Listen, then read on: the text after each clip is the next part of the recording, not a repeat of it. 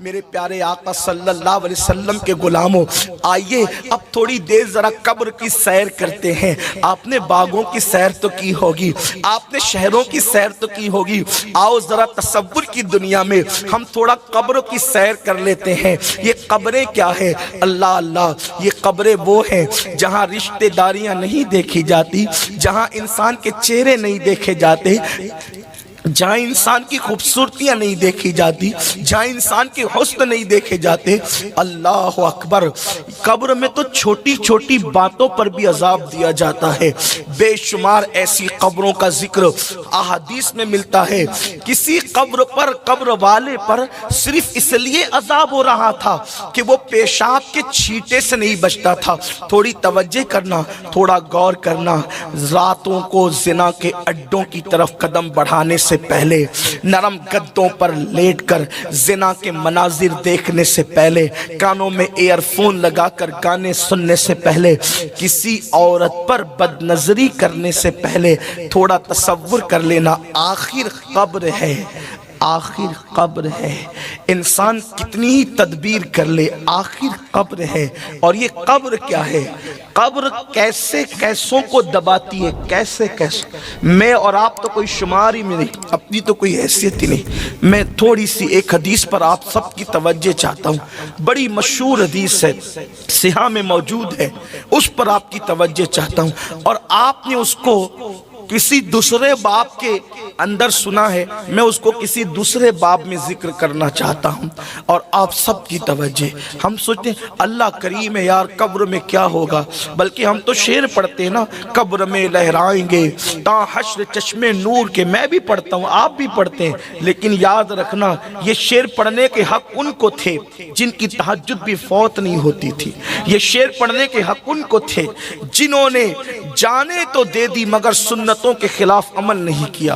یہ شعر پڑھنے کے حق ان کو تھے، اللہ اکبر، جن کی نگاہیں کبھی نہیں اٹھی۔ جانتے ہیں جس امام نے یہ شعر کہا ہے نا، قبر میں لہرائیں گے تا حشر چشمے نور کے، جلوہ فرما ہوگی جب طلعت رسول اللہ کی، اس امام کے تقوی کا حال یہ تھا کہ خود کے شہر کا باغ انہوں نے ساری زندگی نہیں دیکھا۔ ایک مرتبہ جبل پور سے واپس ہوتے ہوئے اپنے گھر جا رہے تھے، اسٹیشن پر اتر کر گھر جا رہے تھے، تو اچانک نظر پڑ گئی تو مولانا عید الاسلام عبدالسلام سے ختم ذکر کرتے ہیں، چلتے چلتے بریلی کے باغ پہ نظر پڑ گئی۔ جس نے کبھی باغ کو بھی قصدن نہیں دیکھا، ان کو حق تھا یہ شعر پڑھنے کا۔ جو ہیرو ہیروئن کو ننگا ناچتے دیکھے، انہیں کیا حق ہے یہ شعر پڑھنے؟ آپ مجھے بتائیں، آج اپنے اعمال پر نظر کریں، اپنے اعمال پر نظر کریں، اور اس کے بعد پھر اپنی بڑی بڑی باتوں کو دیکھیں۔ آج میرا جوان اللہ والوں سے سنی ہوئی باتوں کو اپنی زبان سے دہراتا ہے، یار ہم جنت میں نہیں جائیں گے تو کون جائے گا؟ جنت تو اپنے باپ کی ہے۔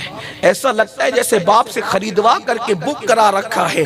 جس کو یہ حق تھا کہ جنت میرے باپ کے کہنے کا، وہ سیدہ طیبہ طاہرہ مخدومہ کائنات سیدہ فاطمہ الزہرا اپنے مصلی پر رویا کرتی تھی اللہ کی خشیت سے۔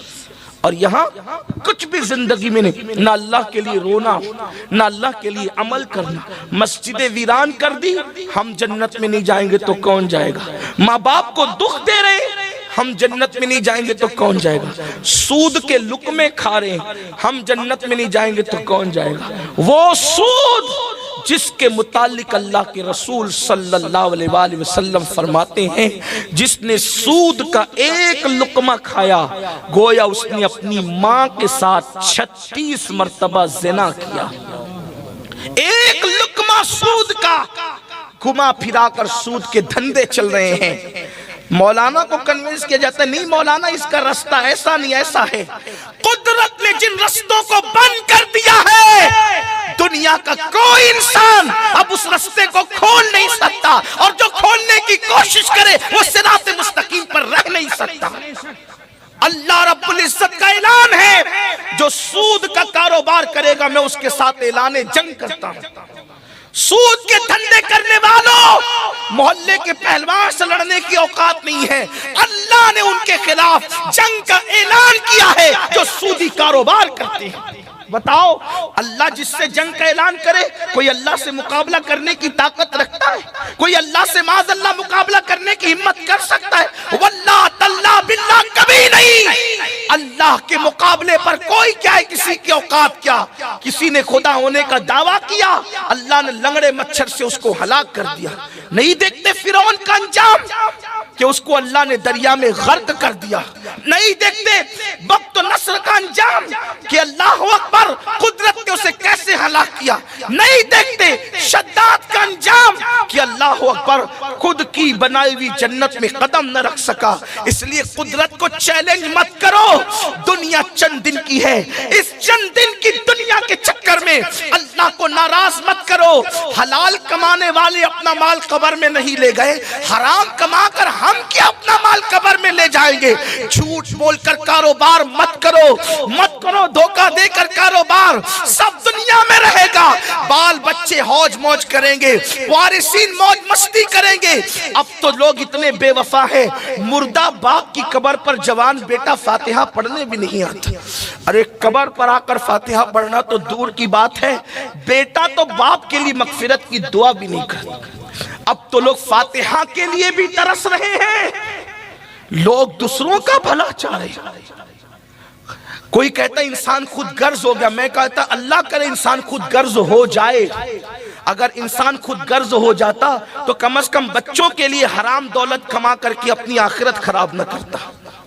انسان خود غرض ہو جاتا تو نماز کے وقت تو دکان پہ بیٹھ کر اپنے گھر والوں کے بھلے کے چکر میں اپنا برا نہ کرتا۔ ہاں کچھ نہیں لے جانا ہے دنیا سے۔ قرآن کہتا ہے لا تنس نصیبک من الدنیا، دنیا سے اپنے نصیب کا مت بھولو، سوائے کفن کے دنیا سے کچھ نہیں لے جاؤ گے۔ آخر قبر ہے، اپنے ہاتھوں سے درجنوں میتوں کو دفن کرنے والوں، کبھی یہ نہیں سوچا آج میں کسی کو اس قبر میں ڈال رہا ہوں، کل کوئی مجھے بھی ڈالے گا۔ کتنی دولت اکٹھا کر لو، ہر کپڑے اپنی پسند کے خریدے تھے، کتنے قیمتی خریدے تھے، 4-4 6-6 دکانوں میں کپڑے ہمیں پسند نہیں آتے تھے، لیکن جو آخری کپڑا پہنایا جائے گا وہ خود کی پسند کا بھی نہیں ہوگا، اس میں کوئی جیب نہیں ہوگی، وہ سلا ہوا نہیں ہوگا، لپیٹ دیے جائیں گے کفن میں۔ عمل اچھے ہیں تو ٹھیک ہے، ورنہ وہ کفن بھی آگ بنے گا، اس کفن کو بھی آگ کی شکل دے دی جائے گی، اوپر مٹی، نیچے مٹی، دائیں مٹی، آگے مٹی، پیچھے مٹی۔ کن کے لیے؟ جنہوں نے خدا کو راضی نہیں کیا، اور جنہوں نے راضی کیا آپ تو سن چکے، ان کے لیے تو جنت کا بستر ہے۔ ہائے اپنا ہوگا کیا؟ قرآن کہتا مینا خلقناکم، اسی مٹی سے پیدا کیا، مٹی سے پیدا ہوئے ہیں۔ مت غرور کرو اپنی جوانی پر، مت غرور کرو اپنی دولت پر، مت گھمنڈ کرو اپنے علم پر، مت گھمنڈ کرو اپنے خوبصورت چہروں پر۔ مولا کائنات شیر خدا علی مرتضیٰ کے ہاتھ میں ایک خوبصورت مٹی کا پیالہ آیا تو مولا مشکل کشا اس پیالے کو دیکھ کر رونے لگے۔ اس روایت کو امام قرطبی نے لکھا ہے، خوبصورت پیالے کو، مٹی کے پیالے کو دیکھ کر مولا مشکل کشا رونے لگے۔ کسی نے کہا علی کتنا خوبصورت پیالہ دیکھ کر آپ روتے ہیں؟ فرماتے تم خوبصورت پیالہ دیکھ رہے ہو، میں اس خوبصورت پیالے میں ان خوبصورت چہروں کی مٹی ملی ہوئی دیکھ رہا ہوں جن کے چہرے مٹی میں ملے تھے، اور اس مٹی سے یہ پیالہ بنایا گیا ہے۔ کسی صوفی بزرگ نے فرمایا تھا کہ زمین سے خوبصورت پھول یوں ہی تھوڑی کھلتے ہیں، زمین سے خوبصورت پھول یوں ہی تھوڑی کھلتے ہیں، کتنے گلاب سے چہرے زمین میں ملتے ہیں تب کہیں جا کر خوبصورت پھول کھلتے ہیں۔ اسی لیے تو خوبصورتی کو دیکھ کر لوگ مسکراتے ہیں۔ یہ بلبل پاگل ہوا ہے کہ یہ پھولوں کو دیکھ کے روتا ہے؟ یہ پھول دیکھ کر کیوں روتا ہے؟ ہم پھول کا حسن دیکھتے ہیں، بلبل پھول میں ان خوبصورت چہروں کی مٹی دیکھتا ہے جو اس مٹی میں مل کر کے پھولوں کو جنم دیتے ہیں۔ سوچو تو صحیح اپنی مٹی کا حال کیا ہوگا۔ اپنی دنیا کی فکر کرنے والوں، اپنی قبر کا اسی مٹی سے پیدا کیے گئے، اکڑ کر زمین پہ چل رہے ہیں، دولت پہ اترا رہے ہیں، کسی کو کچھ نہیں سمجھ رہے ہیں، اللہ کو بھول چکے رسول اللہ کے قانون کو پیٹ کے پیچھے ڈال چکے، داڑیاں مڈا کر گٹروں میں پھینک رہے ہیں۔ آج کل لڑکیوں کا حسن ہی سب کچھ ہو گیا، گانے بازی سب کچھ ہو گئے، مسجد سے دین سے دوری سب کچھ ہو گئی۔ یاد رکھنا منا خلقناکم۔ امام غزالی رحمت اللہ علیہ لکھتے ہیں، میرے استاد نے دیکھا ایک جوان بہت تکبر سے گھمنڈ سے زمین پہ اترا کے چل رہا تھا۔ آج کل کے لڑکے بڑے گھمنڈی طور پہ چلتے، ایئرپورٹ پہ دیکھیں، اسٹیشن پہ دیکھیں، وہ کچھ اگر ان کے بازو تھوڑے سے موٹے ہو جائیں نا، مسل ان کے اگر پھول جائیں تو اس پر پتیاں پھول خدا جانے کیا کیا بناتے، اس پر بھی اور پھر کمر پر بھی۔ اب تو کمر بھی کھول کے چل رہے ہیں کہ دیکھیں کہ میں کتنا خوبصورت ہوں۔ اس دور میں کوئی بیل بوٹا تو نہیں تھا، لیکن وہ اپنے مسل پر بازو پر جو ہے اور اپنے موٹے جسم پر اترا کے چل رہا تھا۔ امام غزالی کہتے ہیں میرے استاد نے کہا بیٹے اکڑ کر مت چل، اکڑ کر چلنا زیب نہیں دے، تکبر صرف اللہ کی شان ہے، بندے کے لیے اس کی اجازت نہیں ہے۔ لیکن وہ جوان ہی کیا جو بات سن لے، دیو جوان تو اپنے آپ کو دل ہوشیار سمجھتے ہیں نا، پلٹ کر کہا آپ نہیں جانتے میں کون ہوں، اپنی اصلاح کرنے کی بجائے کہتا ہے آپ نہیں جانتے میں کون ہوں۔ وہ امام غزالی کے بھی استاد تھے، پلٹ کر کہا بیٹے اچھی طرح جانتا ہوں تو کون ہے، بہت اچھی طرح جانتا ہوں تو کہا بتائے میں کون ہوں۔ فرمایا سن، تیری ابتدا منی کا ناپاک قطرہ ہے، نطفہ ہے تیری ابتدا، اور تیری انتہا قبر کی سڑی ہوئی مٹی ہے، یہی تیری حقیقت ہے۔ جو ناپاک قطرے سے پیدا ہوا ہو اور قبر میں بدبودار مٹی بن جائے، اسے اکڑ کر چلنے کا حق کیا ہے؟ اگر خدا کو راضی نہ کر سکے تو کتے کی مٹی میں اور انسان کی مٹی میں فرق کیا ہے؟ انسان اگر خدا کو راضی نہ کر سکا تو جانور سے بہتر نہ ہو سکا، اور اگر خدا کو راضی کر لے تو اللہ اسے فرشتے سے بہتر مرتبہ عطا کر دیتا۔ اس کی رضا کی بات ہے، اگر گھٹے تو فقط مشت خاک ہے انسان۔ انسان کی حقیقت کیا ہے؟ اگر گھٹے تو فقط مشت خاک ہے انسان، اور اگر بڑھے تو اس عطے کونین میں سما نہ سکے۔ بڑے تو پھر کونین کی وسعت سمٹ آتی ہے اس کے وجود میں، اتنا بڑا ہے، اور گھٹ جائے، کردار اچھا نہ، اخلاق اچھا نہ، بولی اچھی نہ، جو ماں بہن کی گالیاں دیتے ہو انہوں نے خدا کو کب منانا ہے؟ غریب نواز کا مہینہ شروع ہو گیا، عرس کے ایام شروع ہو گئے۔ سرکار غریب نواز اپنے ملفوظات میں کہتے ہیں جس نے کسی مومن کو گالی دی توبہ سے پہلے مر گیا تو مجھے ڈر لگتا ہے کہ کہیں وہ کافر ہو کر نہ مرے، اس کا ایمان نہ۔ کتنی مومنوں کو تو اپنی جگہ ہے، خود کی بیوی کو لوگ گالی دیتے ہیں، ماں بہن کی گالیاں بیوی، اور اسی کو مردانگی سمجھتے ہیں۔ مردانگی گالی دینے کا نہ، وہ بزدل ہے جو بیوی کو گالی دیتا ہے، وہ بزدل ہے جو بیوی کو مارتا ہے۔ مردانگی کس سے کہتے ہیں پتہ ہے؟ جانے مردانگی کی طرف دیکھو۔ ام المومنین حضرت عائشہ صدیقہ فرماتی ہیں کہ میرے نبی نے اپنی بیویوں میں کبھی کسی بیوی کو ڈانٹا تک نہیں، کسی کو نہیں ڈانٹا، بلکہ الٹ ہم یہ کرتے تھے، خود ہی لڑتے تھے، ناراض ہو کے بیٹھ جاتے تھے، حضور ہمیں منانے کے لیے تشریف لایا کرتے تھے۔ یہ حضور کا کردار ہم سب بھول گئے۔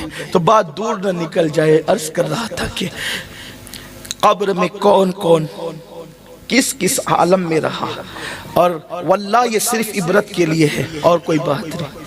ایک حدیث پاک آپ نے وہی بار بار سنی ہے، ایصال ثواب کے باب میں، تھوڑا سا اس کو دوسرے پیرا ہے۔ حدیث کا یہ معجزہ ہے، اعجاز ہے حدیث کا، کہ حدیث کو آپ جس اینگل سے دیکھیں گے اس میں سے آپ کو عبرت کا وہ پہلو نکلتا ہوا نظر آئے۔ میں سوچتا ہوں جب غالب اور اقبال کی شاعری میں اتنی معنویت ہے تو حضور علیہ السلام کا کمال کی معنویت کا عالم کیا ہوگا؟ میرے امام کہتے ہیں فصحا عرب کے بڑے بڑے تیرے آگے یوں ہے دبے لچے، کوئی جانے منہ میں زبان نہیں بلکہ جسم میں جان نہیں۔ غافل ہو کر بیٹھے ہیں، غیبت کر رہے ہیں، چگلیاں کر رہے ہیں، حرام کھا رہے ہیں، ریاکاری کے طور پہ نمازیں پڑھ، لوگ پہلے تو پڑھتے نہیں، پڑھتے تو دکھاوے کے لیے پڑھتے، اللہ ماشاءاللہ، غسل بھی صحیح نہیں ہے، وضو بھی صحیح نہیں ہے۔ وہ حدیث پاک سن لے جس کو بطور مفہوم عرض کر رہا ہوں۔ ایک صحابی ہے، ان کا نام حضرت سعد ہے۔ ایک صحابی رسول، ان کا نام سعد ہے، سعد. اور وہ سعد ایسے صحابی ہیں جن کو اللہ کے رسول صلی اللہ علیہ وآلہ وسلم نے سید الانصار کا لقب عطا فرمایا. یہ کسی اسٹیج کے ناظم کا دیا ہوا لقب نہیں ہے کس کو بھی کچھ بھی بنا دے، نہیں، سید الانصار اللہ کے رسول ان کو لقب دے رہے ہیں، یعنی انصار کا سردار، سید الانصار. ان کو خوش نصیب صحابی تھے، ان کا وصال اللہ کے رسول علیہ السلام کی ظاہری حیات میں ہو گیا. جب ان کے انتقال کی خبر آئی اللہ کے رسول صلی اللہ علیہ وآلہ وسلم کے پاس، تو اللہ کے حبیب علیہ السلام نے صحابہ کو فرمایا کہ اے میرے صحابہ، جس سعد کی میت کی انتقال کی خبر تم لے کر کے آئے ہو، تھوڑی دیر پہلے جبریل نے مجھے بتایا کہ جب ان کی روح لے کر، ایک جملے پہ توجہ کرنا، جب ان کی روح لے کر فرشتے بڑھے تو ان کی روح کو دیکھ کر عرش جھومنے لگا خوشی سے. عرش پر دھومیں مچے، وہ مومن صالح ملا. عرش پر دھومیں مچے، وہ مومن صالح ملا. فرش پر ماتم رچے، وہ طیب و طاہر گیا. واسطہ پیارے کا ایسا ہو کہ جو سنی مرے، یوں نہ فرمائے تیرے شاہد کہ وہ فاجر گیا. بندہ ملنے کو قریب حضرت قادر گیا، لمعے باطن میں گمنے جلوے ظاہر گیا. ان کی روح کو دیکھ کے عرش خوشی سے جھوما. پہلی چیز صحابیت. صحابیت ہی وہ مقام اور مرتبہ ہے کہ ساری منقبتیں لفظ صحابیت کے سامنے ہیچ نظر آتی. اتنا بڑا منصب ہے صحابیت کا، جس کو صحابی کہہ دیا اب ساری منقبتوں کی انتہا ہو گئی. یہ ہے درجہ صحابیت. اللہ اکبر. ابھی مولانا نعت پڑھ رہے تھے، سب کے ہاتھ اٹھ گئے. اللہ تیرے حبیب کا چہرہ دکھا دے خواب میں. لوگ نبی کو خواب میں دیکھنے ترستے ہیں. صحابہ وہ ہیں جنہوں نے خواب میں نہیں، حالت بیداری میں مصطفیٰ جان رحمت کا جلوہ دیکھا.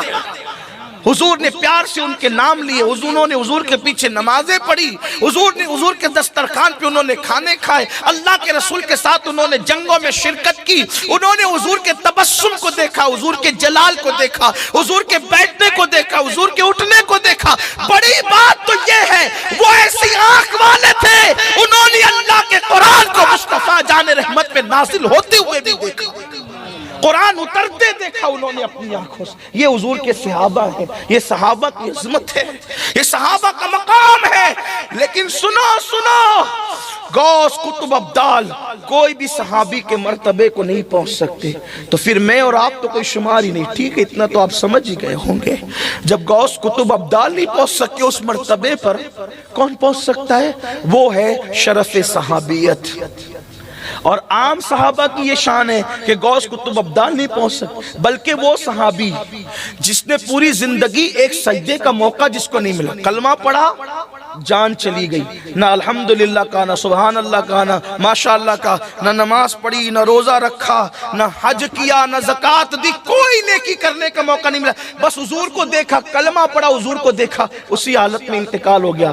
اب کوئی غوث قطب بھی اس صحابی کے درجے کو نہیں پہنچ سکا جس نے ایک مرتبہ دیکھا، ایک بار.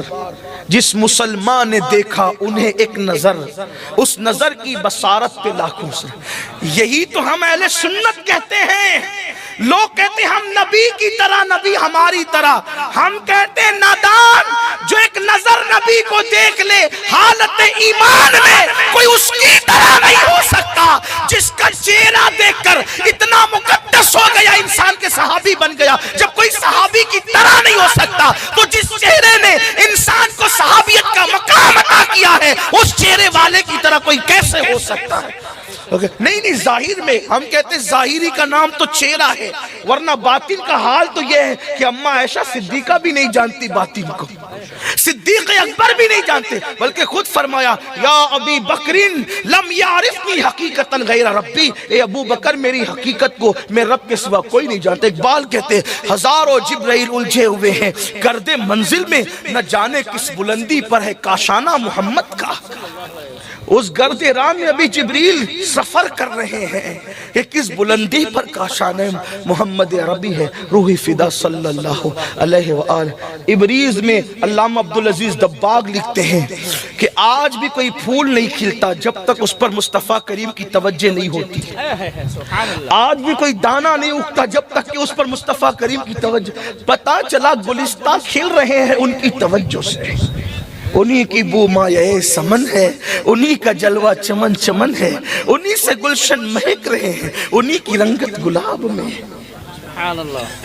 وہ بڑی شان والی ذات ہے جس کا چہرہ قدرت پیار سے تکتا ہو، اس چہرے والدعا کی شان کیا ہو، سبحان اللہ۔ جس کے مانگ نکالنے کی اداؤں پہ قسم اٹھائی جاتی ہو، اس رخ والدعا کی شان کیا ہو۔ سبحان اللہ۔ لوگوں کو کیا خبر، کسی مفکر نے کہا تھا کسی بھی شخصیت کو دیکھنے کے لیے شرط ہے، اگر کسی کو پہچاننا ہے اصل حالت میں پہچاننا ہے، شرط ہے نہ اس کو غرور سے دیکھو نہ اس کو دور سے دیکھو، دور سے دیکھو گے تو بھی سمجھ نہیں پاؤ گے، غرور سے دیکھو گے تو بھی سمجھ نہیں پاؤ گے۔ جنہوں نے غرور سے دیکھا ہم بشر ہیں وہ بھی بشر ہیں، نہ سمجھ سکے، اور جنہوں نے دور سے دیکھا ابو جہل اور ابو لہب وہ بھی نہ سمجھ سکے۔ آپ کہیں گے وہ تو پڑوس میں رہتے تھے، یہی تو بات ہے، پڑوس میں رہ کر بھی کسی کی نظر دور ہو جاتی ہے، اور یمن میں رہ کر بھی کوئی قریب سے دیکھتا ہے، یہ شرط ہے نگاہوں کے، نہ غرور سے دیکھو۔ اگر حقیقت انسان سمجھنا ہے یا جس کو دیکھ رہے اس کی شان سمجھنا ہے تو نہ غرور سے دیکھو نہ دور سے دیکھو۔ جنہوں نے غرور سے بھی نہیں دیکھا اور دور سے بھی نہیں دیکھا، پھر وہ یہ کہنے پہ مجبور ہو گئے لا یمکن الثناء کنا کما کان حقہ بعد از خدا بزرگ توئی قصہ مختصر۔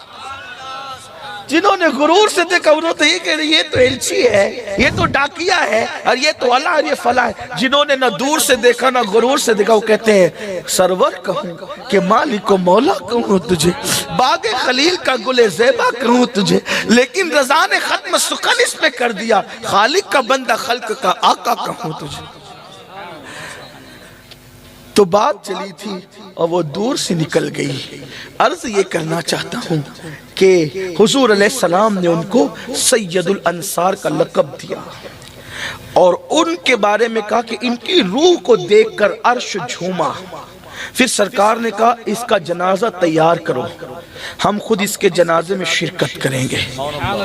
اب بتائیں جس کے جنازے میں جان عبادت شرکت کرے، جس کے جنازے میں جان دعا شرکت کرے، جس کے جنازے میں جان ایمان شرکت کرے، ارے نام جنازے پہ پڑ جائے تو میت کی مغفرت ہو جاتی ہے۔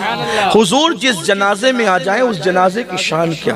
تیسری فضیلت ان کی یہ، پہلی فضیلت تو صحابی، دوسری فضیلت کے سید الانصار کا لقب، تیسری فضیلت عرش ان کی روح کو دیکھ کے جھوما، چوتھی فضیلت یہ کہ ان کے جنازے میں آقا نے فرمایا 70,000 فرشتوں نے شرکت کی۔ اور محدثین اکثر لکھتے ہیں یہ 70,000 17,000 10,000 100 یہ جو الفاظ آتے ہیں اس میں یہ 1 2 4 5 گنتی کا نہیں ہوتا۔ اکثر محدثین کا یہ نظریہ ہے کہ جس میں 70 کہا جائے یا 100 کہا جائے یا 700 کہا جائے یا 10 کہا جائے تو اس میں کثرت دکھانا مقصد ہوتی ہے، گنتی بتانا مقصد نہیں ہوتی۔ تو ان محدثین کے الفاظ پر اگر اس کی تشریح کی جائے تو جیسے ہم کہتے ہیں نا میں نے تجھے 50 بار فون کیا تو نے فون نہیں اٹھایا، تو اس کا مطلب گن کر آپ نے 1 2 3 4 50 والا نہیں، مطلب میں نے تجھے کثرت سے فون 50 کہنا مطلب 100 بار میں تیرے گھر آیا تو مجھے ملا نہیں۔ اب یہاں 100 مرتبہ کہ 100 بار آپ ایسا نہیں، کثرت بتانا ہوتا ہے۔ اب سمجھے آپ بعض شارحین اس طرف بھی گئے ہیں، اور اس طرح کی شرح کرنے والوں میں بالخصوص امام قسطلانی اور امام ابن الجوزی جیسے لوگوں کا نام آتا ہے کہ انہوں نے کثرت کا اس پر جو ہے وہ اطلاق کیا۔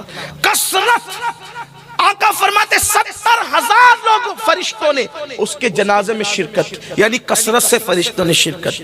ٹھیک، 4 فضیلت۔ 5ویں فضیلت یہ کہ حضور نے خود شرکت کی۔ واللہ فرشتوں کا جنازے میں آنا اتنی فضیلت نہ تھی جتنا حضور کا جنازے میں آنا فضیلت تھی، کیونکہ اب کسی اور کے جنازے میں بھی تو فرشتے آ سکتے ہیں، لیکن یہ شان کہ حضور جس کے جنازے میں آئے۔ یہ فضیلت خاص ہے. لیکن اب سنو اور دل کے کانوں سے سنو, ایمان لگتی بات سنو. سنیو, بہت غافل ہو گئے, بہت غافل ہو گئے.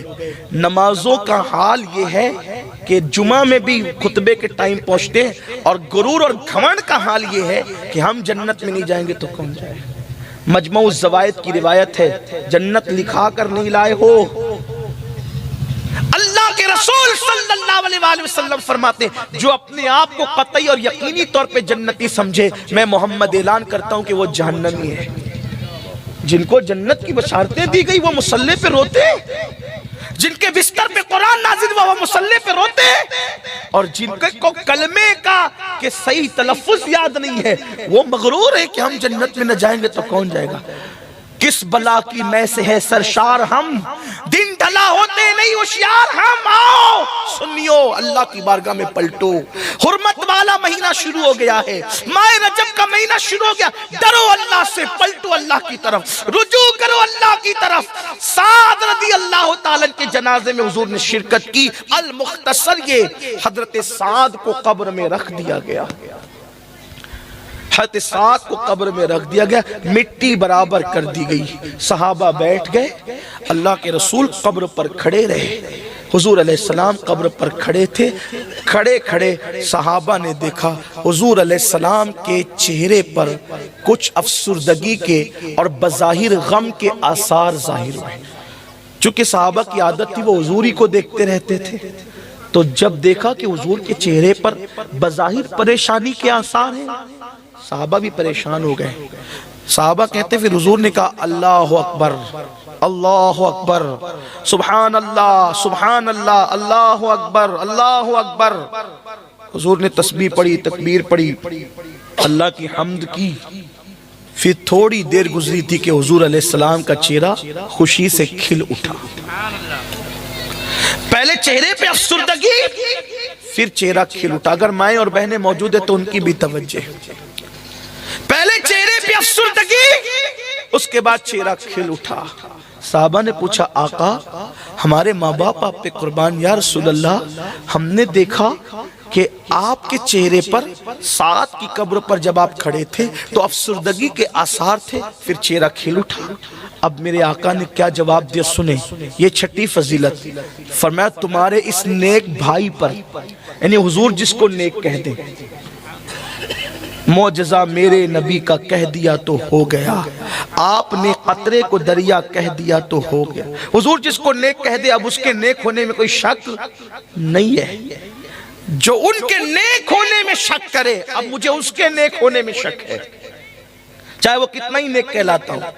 حضور نے کہا تمہارے اس نیک بھائی پر, یہ نیک حضور کہہ رہے ہیں. اور دوسری بات, تمہارے اس نیک بھائی پہ قبر تنگ ہو گئی تھی اور قبر اس کو چاروں طرف سے دبانے لگی تھی. اب سنیو, تھوڑا احساس کرنا. سید الانصار, روح کے آنے پہ عرش کا جھومنا, حضور کا جنازے میں شریک ہونا, فرشتوں کا آنا, حضور کا نیک کہنا, اور کیفیت کیا, صرف تعلیم امت کے لیے, تعلیم امت کے لیے بات بتائی گئی. کس کی بات ہو رہی ہے؟ کسی پیر کی بات نہیں ہو رہی ہے, کسی فقیہ کی بات نہیں ہو رہی ہے, کسی محدث کی بات نہیں ہو رہی ہے, کسی حاجی نمازی غازی کی بات نہیں ہو رہی ہے. صحابی رسول جہاں منقبتوں کی انتہائے گلدستہ ہے, اللہ کے حبیب فرما رہے تمہارے اس نیک بھائی پر اس کی قبر اس کو چاروں طرف سے دبانے لگی. حدیث پاک کا مفہوم ہے قریب تھا کہ اس کی پسلیاں آپس میں دوسرے سے مل جاتی. یہ منظر دیکھ کر میرے چہرے پر افسردگی کے آثار ظاہر ہوئے. سنیو, سوچے تو کوئی ثابت کر سکتا ان کی نماز بھی چھوٹی تھی, کوئی ثابت کر سکتا ان کے چہرے سے داڑھی بھی منڈی تھی, کوئی ثابت کر سکتا ہے. اللہ اللہ, جن آنکھوں کو خدا پیار سے تکتا ہے, خدا ان کو کس پیار سے دیکھتا ہے جو آنکھیں ہیں محو لقائے محمد. میری قوم کے جوانوں سوچو کس نیک ہستی کا ذکر ہو رہا ہے. غوث و خواجہ کی بات نہیں ہو رہی ہے, غوث و خواجہ جنہیں آقا مانتے, غوث و خواجہ جنہیں آقا. کتنی غفلت ہے, کس کا ذکر ہو رہا ہے؟ فرمایا تمہارے نیک بھائی کو قبر دبانے لگی چاروں طرف سے، اور یہ منظر دیکھ کر حضور کے چہرے پہ افسردگی کے آثار ظاہر ہوئے۔ آقا فرماتے ہیں میں نے اللہ کی تکبیر کر، اللہ اکبر اللہ اکبر اللہ اکبر، سبحان اللہ سبحان اللہ اللہ اکبر۔ حضور یہ منظر دیکھ کر پھر فرماتے میں نے تکبیر پڑھی، پھر اس کی قبر کشادہ ہو گئی۔ ان کا مسئلہ تو حل ہو گیا۔ اب صحابہ نے پوچھا، شارحین حدیث نے پوچھا، آقا اس کی قبر اسے کیوں دبا رہی تھی؟ قبر دبانے کی وجہ کیا تھی؟ کیوں قبر نے دبایا؟ آقا فرماتے کوئی بہت بڑی بات نہیں تھی، شخصیت بڑی ہے لیکن بات بڑی نہیں تھی، بس بات اتنی تھی کہ تمہارا یہ نیک بھائی پیشاب کے چھینٹوں سے نہیں بچتا تھا، پیشاب کے چھینٹوں سے نہیں بچتا تھا یہ تمہارا نیک بھائی۔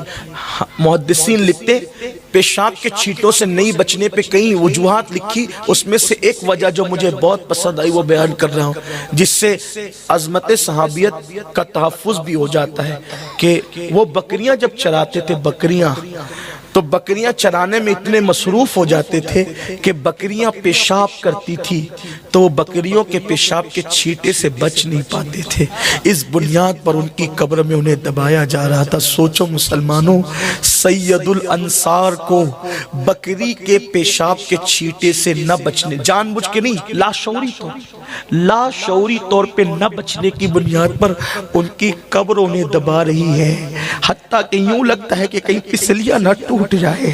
حضور یہ منظر دیکھ کر افسردہ ہو رہے ہیں۔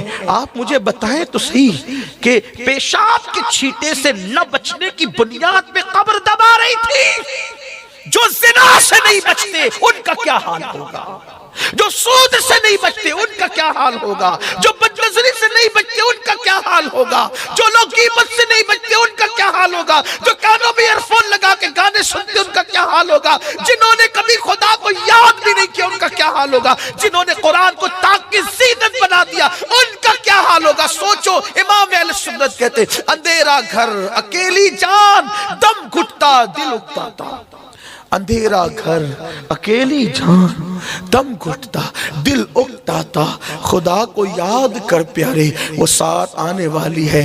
ہائی اپنا کیا بنے گا؟ 10x10 کے کمرے میں اگر پاور بند ہو جائے، اے سی بند ہو جائے، پنکھے بند ہو جائے تو ہماری نیند کھل جاتی ہے، ہم اپنے کمرے میں ڈرنے لگتے ہیں، لیکن وہاں 10x10 کا کمرہ نہیں ہوگا، وہاں تو کروٹ لینے کو بھی جگہ نہیں۔